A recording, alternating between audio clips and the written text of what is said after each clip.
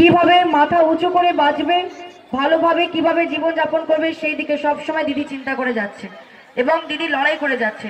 এই লড়াইয়ে নতুন বাংলার মেয়েরা যে এগিয়ে যাচ্ছে, কেউ তাদেরকে থামাতে পারছে না, এটা আমার ভেবে ভীষণ গর্ববোধ হয়। 60 লক্ষর উপরে মেয়েরা। আমি চাইবো আমার মা বোনেরা একটু সাড়া দেবেন এই কথায়, কারণ দিদি মা বোনেদেরকে সবসময় এগিয়ে দিয়েছেন। বলেছেন যেই সভায় মা বোনেরা বেশি হয় সেই সভা সবসময় আলোকিত, সবসময় আলোকিত। আর আজকে আপনারা এখানে এসে এই কথাটাকে প্রমাণ করে দিয়েছেন।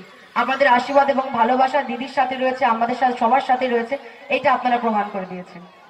তো এই যে আমাদের কন্যাশ্রী প্রকল্প, যারা আজকে নতুন মেয়েদেরকে নতুন জীবন দিচ্ছে, শিক্ষা দিচ্ছে, এই কন্যাশ্রী প্রকল্পকে কপি করেছে কে? আমাদের বেটি বাঁচাও বেটি পড়াও।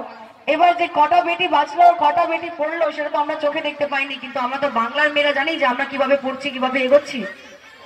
বেটি বাঁচাও বেটি পড়াও সারা ভারতবর্ষের মেয়েদের জন্য বাজেট হচ্ছে 100 কোটি টাকা। আর শুধুমাত্র বাংলার কন্যাশ্রী প্রকল্পের বাজেট বাংলার মেয়েদের জন্য দিদি রেখেছে 7,000 কোটি টাকা। মানে অনেক অনেক পার্থক্য।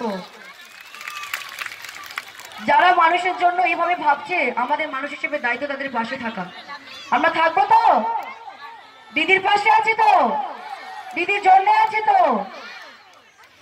দেখুন আমরা তো আজকে ভীষণ সচেতন, আমরা পারবো না। আমরা বাংলার মানুষ, আমরা ভীষণ শান্তিপ্রিয় মানুষ, আমরা ধর্ম নিয়ে মাতামাতি করি না। একটা ফেসবুকে বোকামি পোস্টের জন্য সে এইটুকু ব্যাপারকে অত বড় করে দিয়ে মানুষ মানুষের মধ্যে লড়াই লাগিয়ে দিল।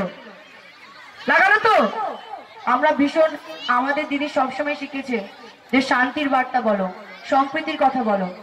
তো আমিও সেই ধাঁচে এগিয়ে চলেছি এবং এই ধাঁচে আপনাদেরকে আমার পাশে থাকতে হবে।